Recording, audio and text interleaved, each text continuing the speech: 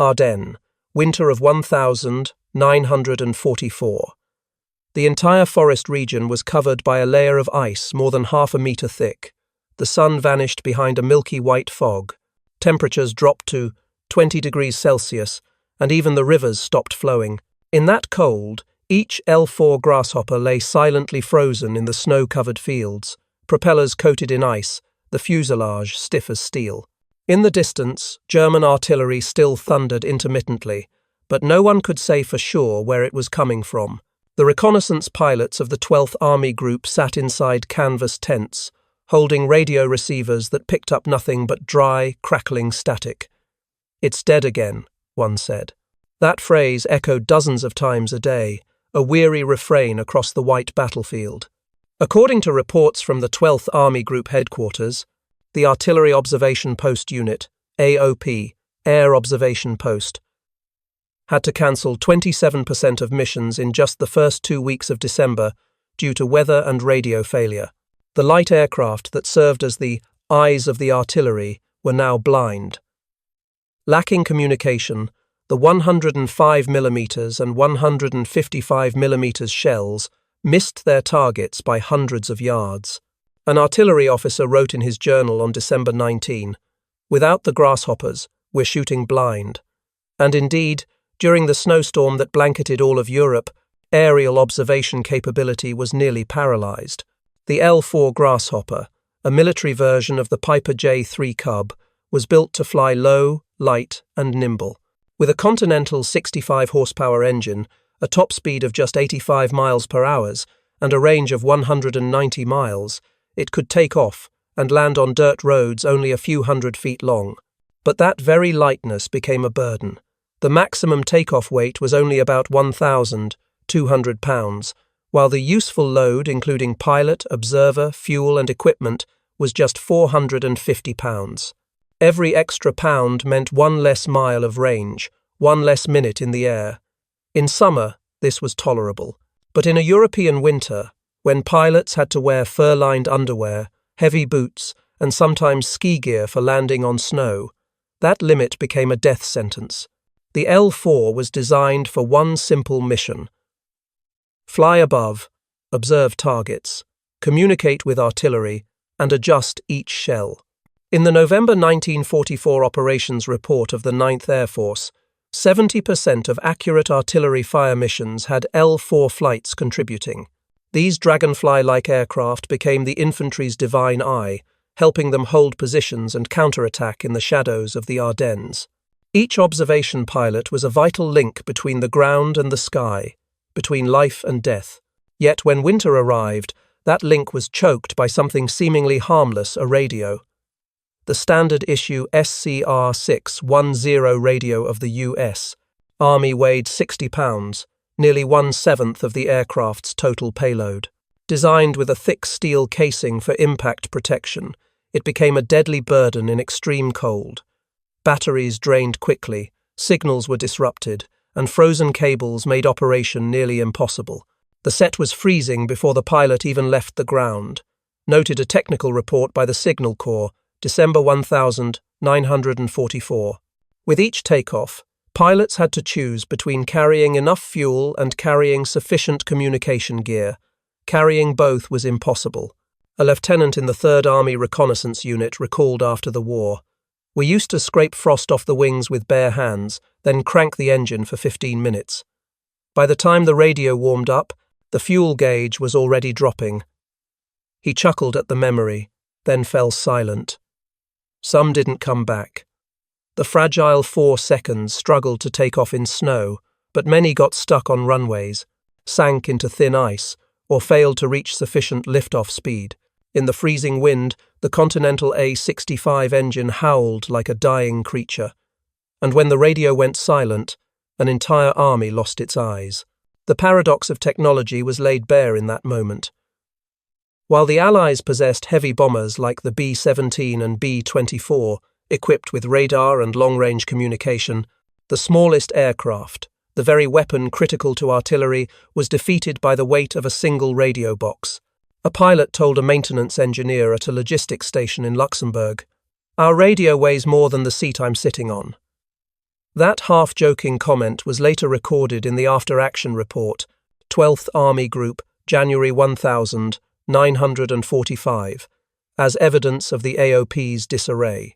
Statistics showed that in December 1944 alone, the 12th Army Group recorded 118 cancelled missions, 64% of which were due to radio failure in the cold. Each cancelled flight meant dozens of artillery shells went unadjusted, dozens of targets went unstruck. On the operations map, the gaps in AOP visibility appeared like blind smears in a sea of fire.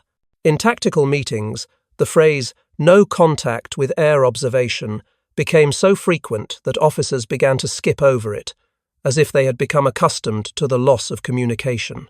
The cold didn't just kill machines, it crushed the human spirit.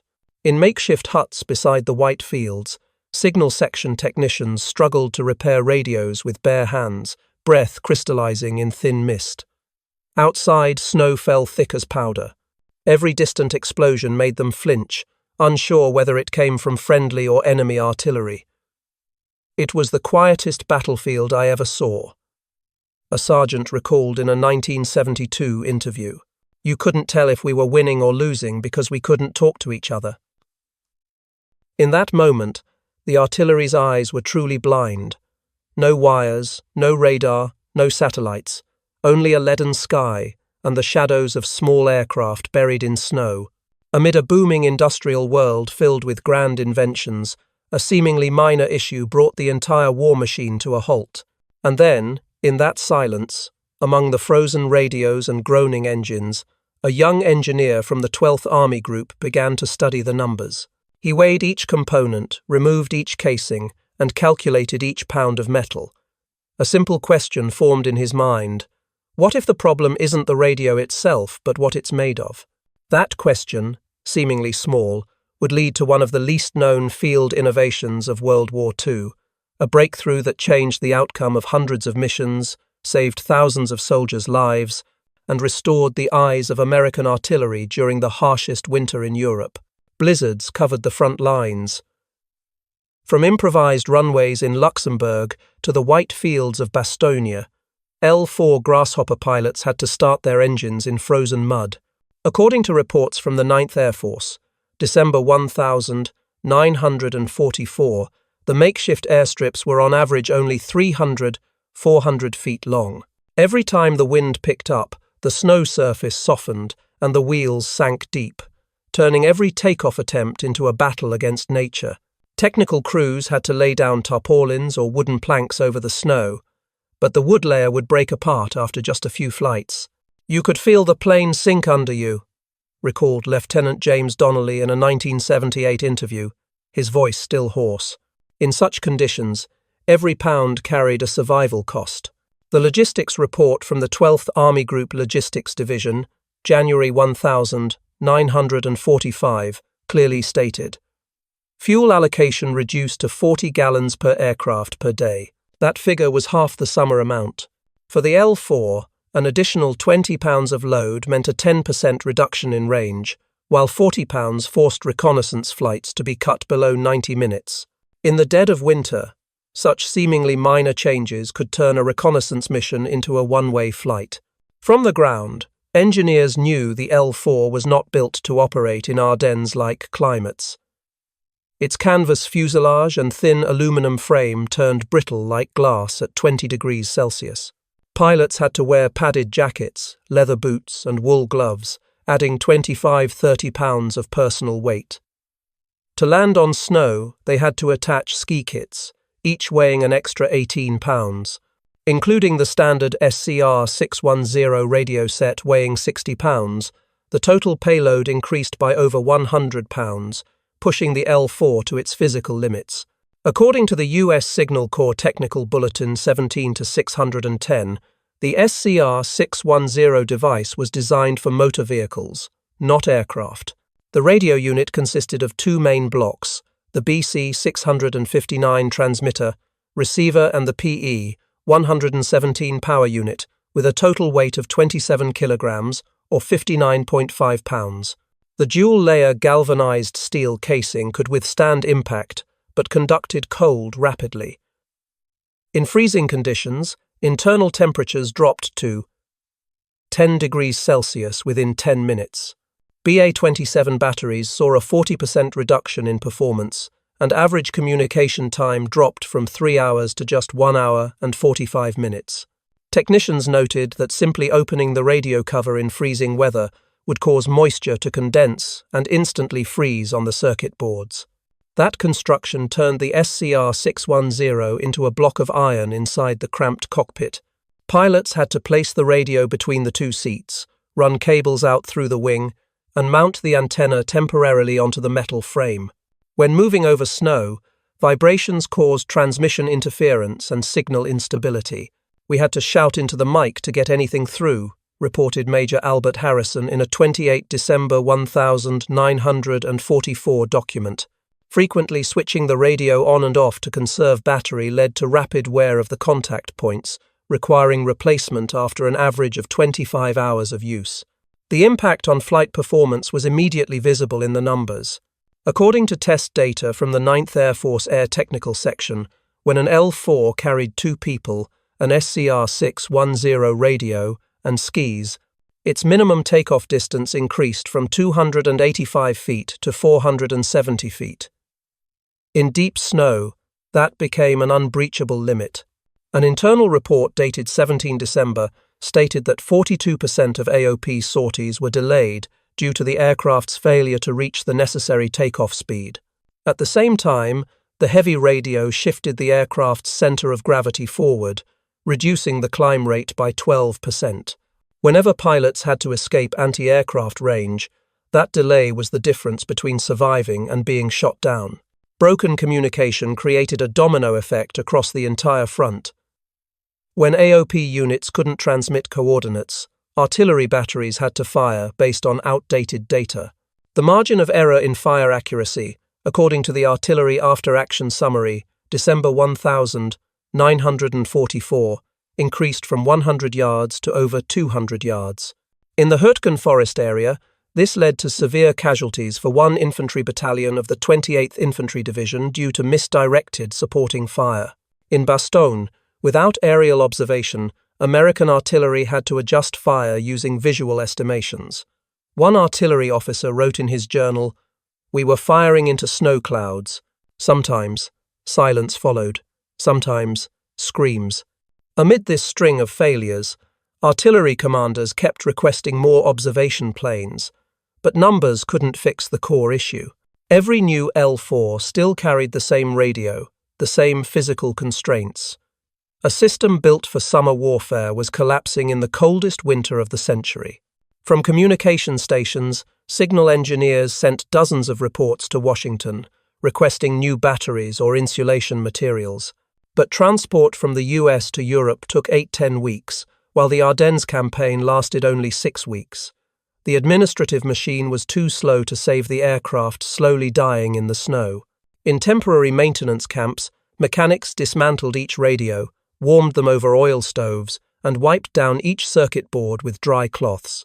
One soldier wrote in a letter to his wife, "It feels like we're fighting the cold more than the Germans." On the battlefield, technology became an invisible enemy, something that could paralyze an entire fire network over a few dozen pounds of metal. At this point, officers realized that any top-down solution would arrive too late. Reports filled with numbers could no longer help. Change had to come from those directly fighting the snow, wind, and freezing gear in front of them. A field innovation, small but timely.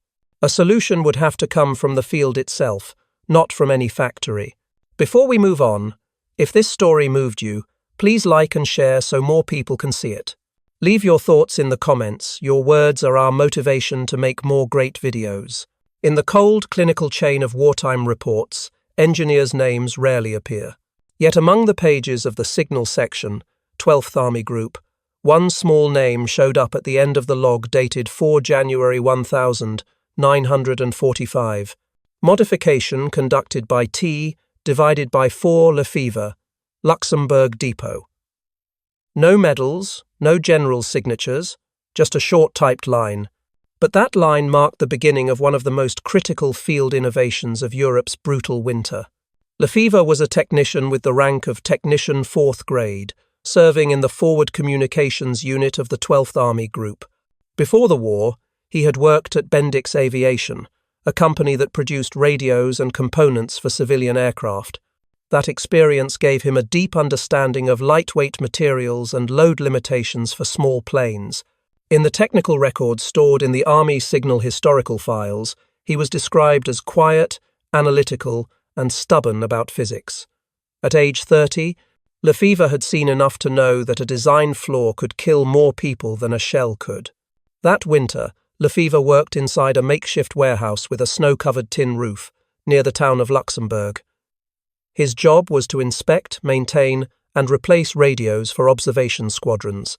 Every day, dozens of SCR 610 sets were brought in with dead batteries, frozen circuits, or cracked casings. He disassembled each one, dried the solder joints, but every time the scale tipped the same weight. In his leather-bound notebook, he wrote a pencil line, "This box of steel weighs half a man." It wasn't a complaint, it was the calculation of someone who had spotted the real cause. According to the unit's maintenance log, Lefever attempted to reweigh all components of the SCR 610. The electronic core weighed 21 pounds, cables and antenna around 3 pounds, and the rest over 30 pounds was the double-layered steel casing designed by the Signal Corps to withstand impact. That made sense in a Jeep, but in an L-4, it was dead weight. "The circuits were fine," he said in a post-war interview in 1966, in Dayton, Ohio. "It wasn't the signal that failed, it was the metal around it. With the front lines frozen, waiting for supplies from Britain or the US was out of the question. Supply lines prioritized ammunition, fuel, and rations. Frontline engineers like Lefever understood they had to improvise. On the night of 30 December 1944, he and 2 depot mechanics combed through an aircraft scrapyard in search of lightweight materials. In a pile of burned aircraft wings, they found sheets of Alclad 75 seconds T6 aluminum alloy, originally used for the skin of Piper cubs. Lefever brought one piece back to the workbench, tapped it lightly with a hammer, and said quietly, "This might just work." His idea was shockingly simple.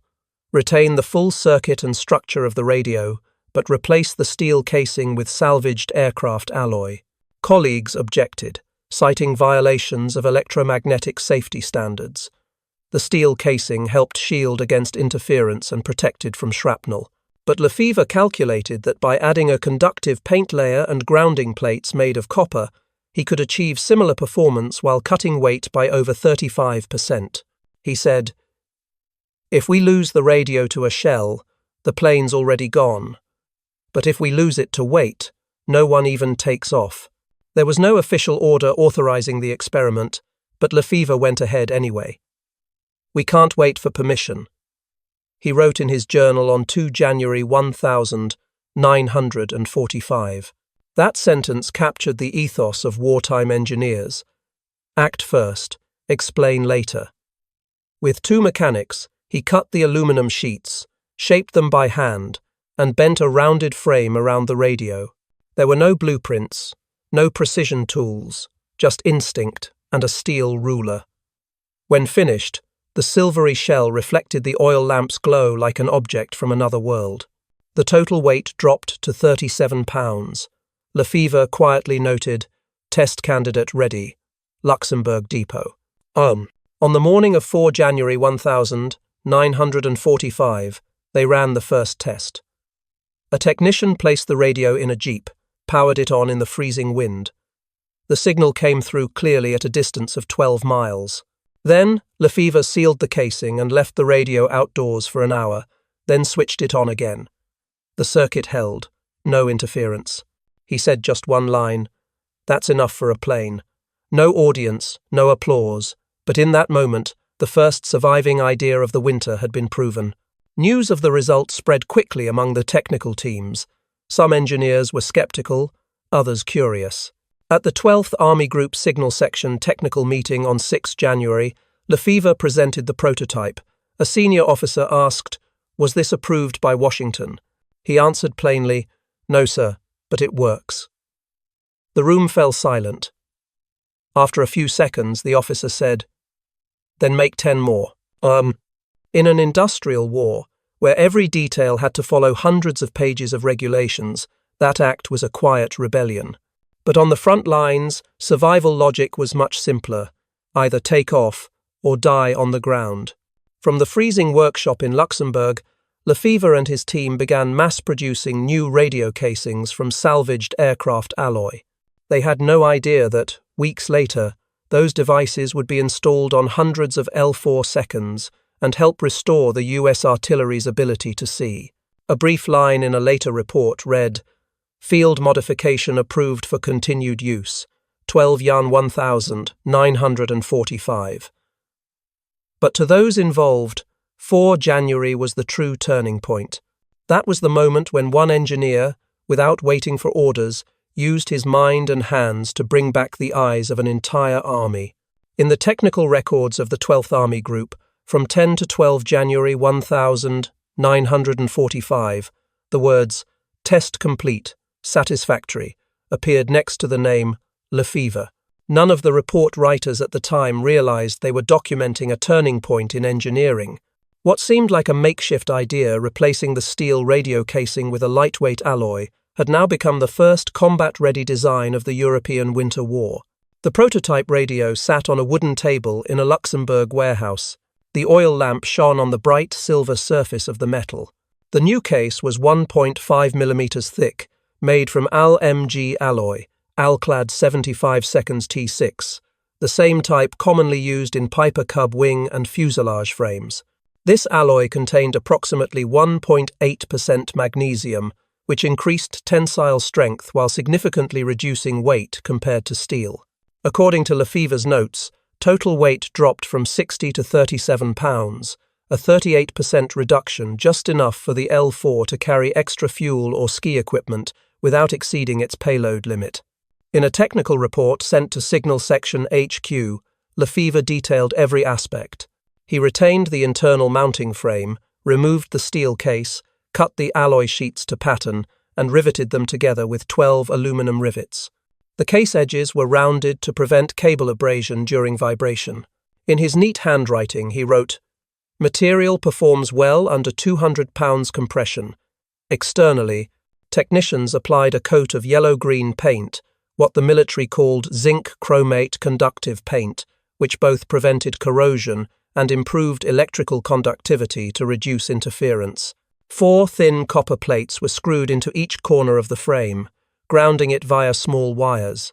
According to US Signal Corps field evaluation results, signal loss dropped to below 2%, well within acceptable limits.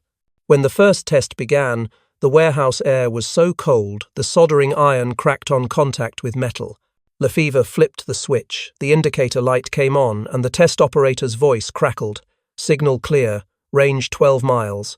At 15 degrees Celsius, that was nearly unbelievable. An officer noted succinctly, "No abnormal interference detected." The engineers then left the radio outside for another hour.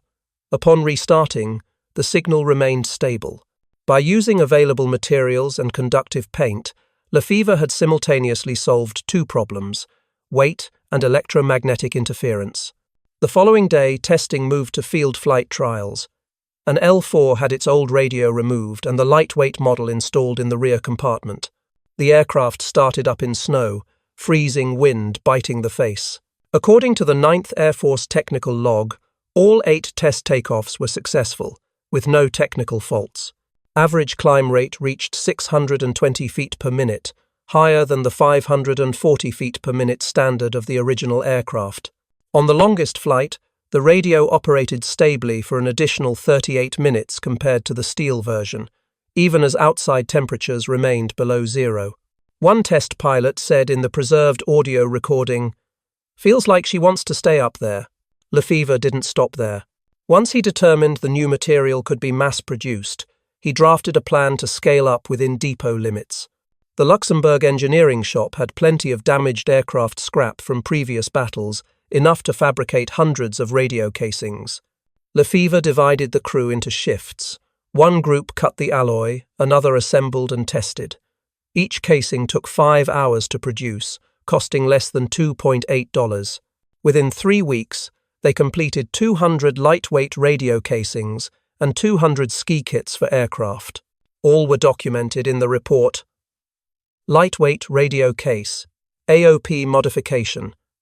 Submitted to command on 29 January 1945. According to the response memo from Signal Section HQ, the report was deemed technically sound and operationally efficient. However, as a field modification, it could not be officially approved. Lefever continued production under verbal orders from local officers. In his journal, the entry on 2 February read, "We build for survival, not approval."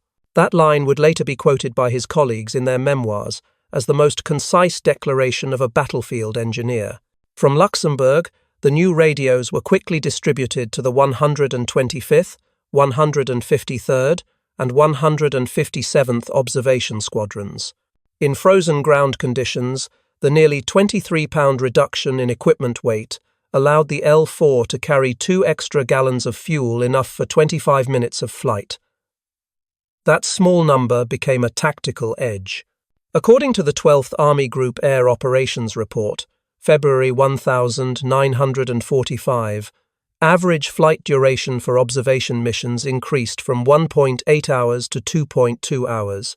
Pilots noted that the new radio produced less interference, maintained stable signals, and most importantly was easy to install. "It fits like it was meant for the plane," wrote Major Adams. In the industrial warfare environment, it was rare for a single idea to spread so quickly. Other Signal Corps engineers began arriving in Luxembourg to learn the process. They took meticulous notes on how to bend the alloy, measure spacing between connections, and test the conductivity of the paint. Some suggested adding rubber dampers to reduce vibration, but Lefever kept the design as compact as possible. "Every ounce matters," he said. That phrase became the technical team's mantra through the rest of the winter. Senior officers later remarked that Lefever's success lay not in the material itself, but in how he turned an idea into action amid chaos. No one had asked him to do it, no one had signed off on it, but he understood the limits of time. While supply convoys were still stuck behind Ardennes, Lefever had proven that the power of innovation didn't lie in factories, but wherever people were willing to cut, weld, and try again in the cold. By the end of February, 200 of the new radios were functioning reliably across the entire 12th Army Group front, restoring 90% of communication capacity for forward artillery units. It all began from a small workbench, a few sheets of scrap alloy, and an unapproved idea. But in war, sometimes the things not permitted are the only things that can save lives. In Luxembourg, snow continued to fall heavily. In the old workshop, Lefever watched the radio light up one last time before shipment. The dim glow lit up his face, reflected off the thin metal. A teammate standing nearby said, "It looks fragile." Lefever replied, "So is everything that flies." And in that fragility, an invention had taken flight, carrying with it the belief that human ingenuity, no matter the conditions, is always light enough to rise. On the morning of 19 January 1945, the skies above Bastogne were still thick with fog, columns of smoke from German anti-aircraft fire curling like grey threads. On the ground, units from the 3rd Armoured Division were struggling to hold the N4 road against repeated Wehrmacht counterattacks. On a frozen field south of town, an L-4 Grasshopper from the 125th Observation Squadron was preparing for takeoff. Inside, Pilot Lieutenant Harold Pike performed a final check of the instruments, while the observer seated behind him placed a hand on the bright silver radio, the first lightweight radio case to be deployed in actual combat. That small device, the result of 3 weeks of labour in Luxembourg, weighed 37 pounds, nearly 23 pounds lighter than the standard model. It was the difference between lifting off and being buried in snow. As the temperature gauge read 15 degrees Celsius, Pike pressed the throttle hard. The propeller spun fast, whipping snow into white spirals. According to the 9th Air Force test log, the L-4 accelerated steadily and left the ground after 280 feet, a full 160 feet shorter than the winter average. Takeoff normal, radio active, the observer reported through his headset. The two men in the cramped cockpit didn't know they had just proven what higher command still doubted. The new radio could function under real combat conditions.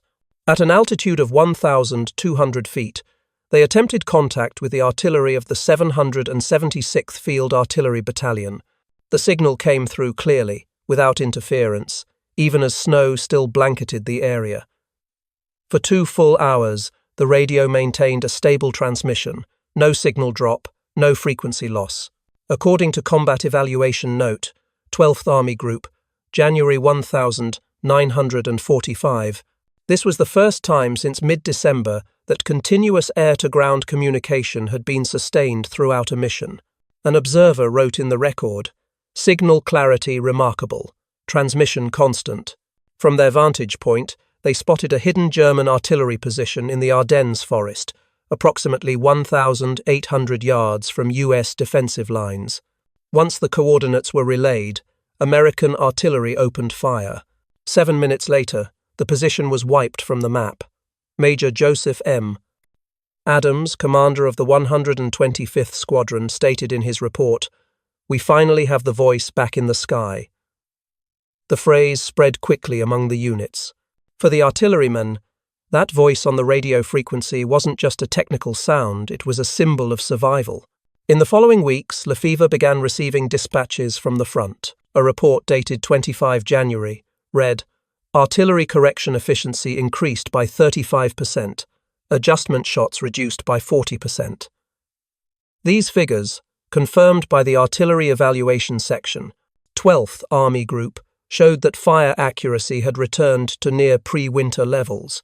The number of shells needed to eliminate an average target dropped from 42 to 26, saving time, fuel, and tons of ammunition with every campaign. The impact of one compact device rippled through the system like a chain reaction. According to the 9th Air Force Summary Report, February 1945, once the modification was widely adopted, AOP mission frequency rose by 25% compared to the previous month. A total of 200 litres, 4 seconds in the 12th Army Group's area of operations were equipped with the lightweight radio casings and new ski kits.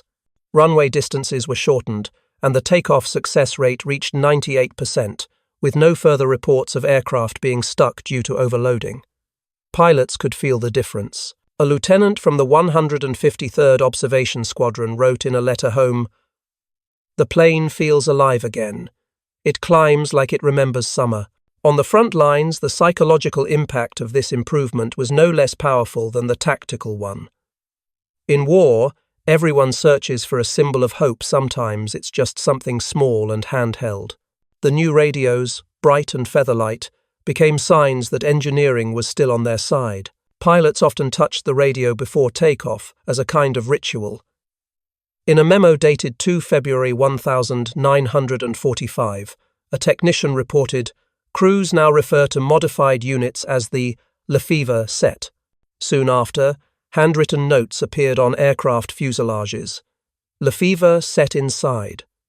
The simple line, painted in white or sometimes scrawled in chalk, sat beside the U.S. Army star insignia. There were no orders, no official announcements. It was how pilots expressed gratitude to an engineer they had never met. Major Adams recounted, "The name Lefever spread faster than the paint dried. Everyone wanted his set. When asked why, he replied, because it kept us talking." According to the after-action report of 12th Army Group, March 1945, maintaining uninterrupted communication enabled artillery units to return fire within an average of 3 minutes from receiving coordinates, half the time compared to early December. In the campaigns at Trier and Saarbrücken, L-4 missions equipped with lightweight radios directed more than 2,500 precision artillery salvos, helping drive German forces out of the Moselle River region.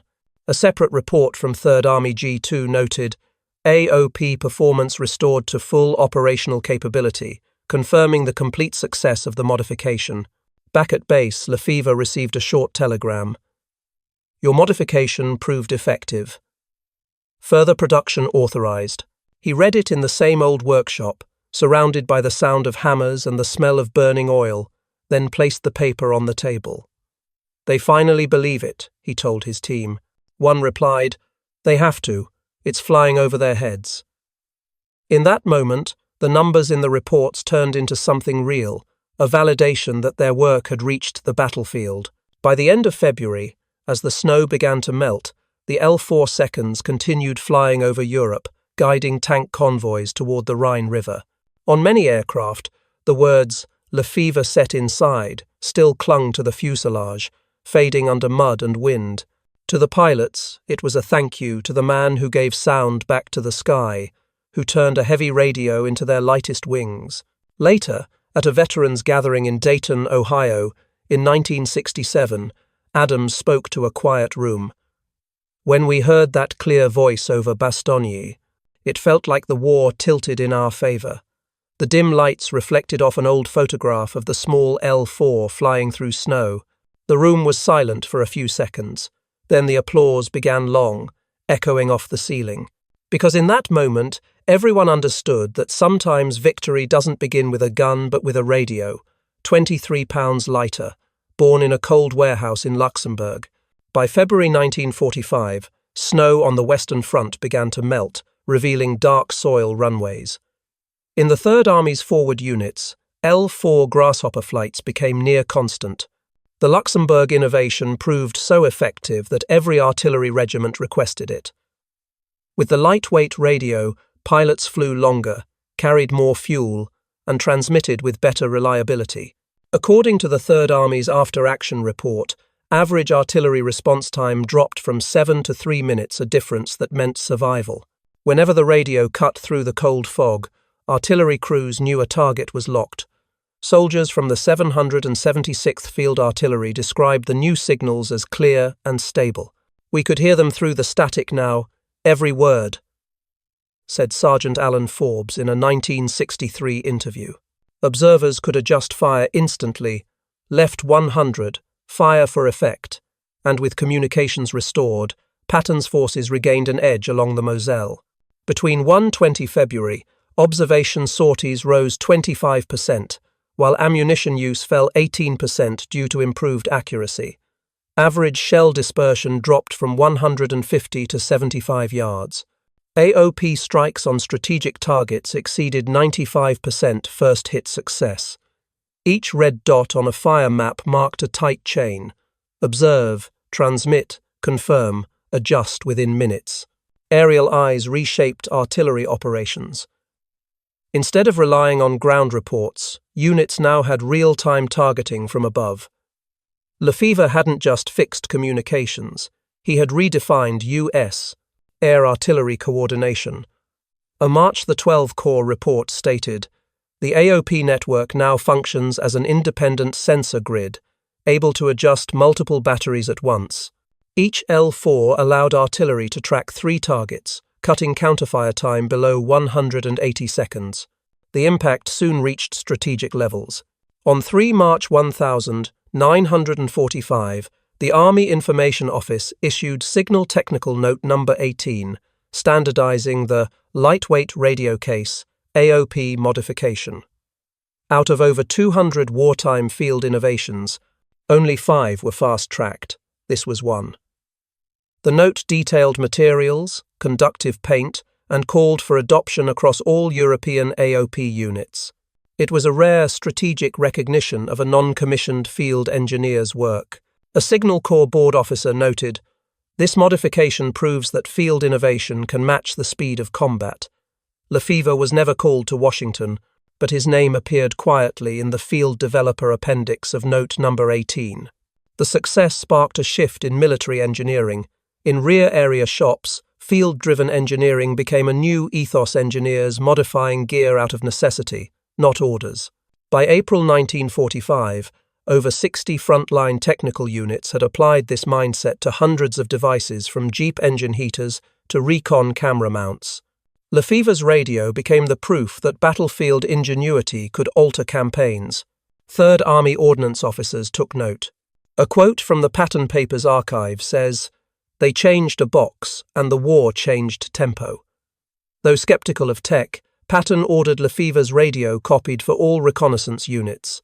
An aide's 10-March note read, "General insists every observation plane should carry Lefever Set. When a general praises something built from scrap, the battlefield has seen something rare." The design quickly spread. British AOP number 652 requested copies for their number 19 Set radios. Canadian engineers visited Luxembourg to learn the technique.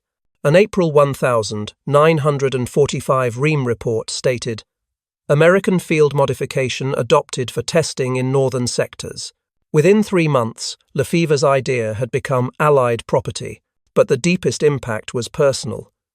In post-war letters, many AOP pilots said the radio didn't just help them fly, it made them feel their lives mattered. Lieutenant Pike wrote in 1946, "We didn't know your face, but we trusted your hands." That line captured a shift in military culture. Engineers were no longer bystanders, they were part of the victory. Looking back, the 23-pound reduction didn't just improve accuracy, it transformed combat thinking. From doubt to acceptance to respect. The US military learned that innovation needs courage, not permission. The L-4 Grasshopper became its symbol, flexible, smart, and grounded in reality.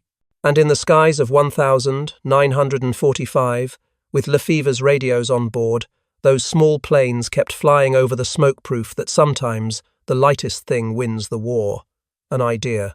When the war in Europe ended in May 1945, the L-4 Grasshoppers that had flown over the Ardennes were lined up on a field near Reims.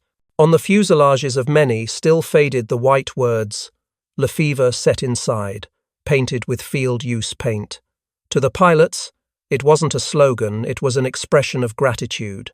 In the post-war commendation list of the 12th Army Group, Lefever's name did not appear. He was not awarded a medal, not invited to Washington, and no photograph showed him alongside generals. But in the memoirs of AOP officers, they referred to him with a simple title, "The Man Who Made the Grasshoppers Fly Again." According to Major Joseph M. Adams, when he first met Lefever in the spring of 1945, the engineer said only one sentence, "I just wanted them to get home."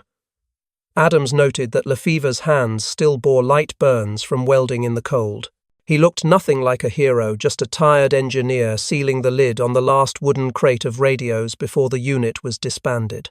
His story became a quiet symbol of a generation of technicians who secured victory not with guns, but with calculations, materials, and patience.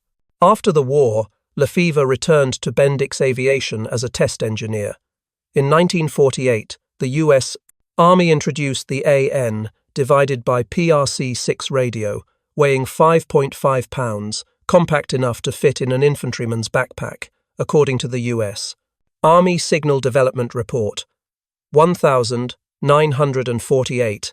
The alloy frame design and conductive paint of the AN, divided by PRC-6, were directly inspired by the lightweight radio case Lefever had developed in Luxembourg 3 years earlier.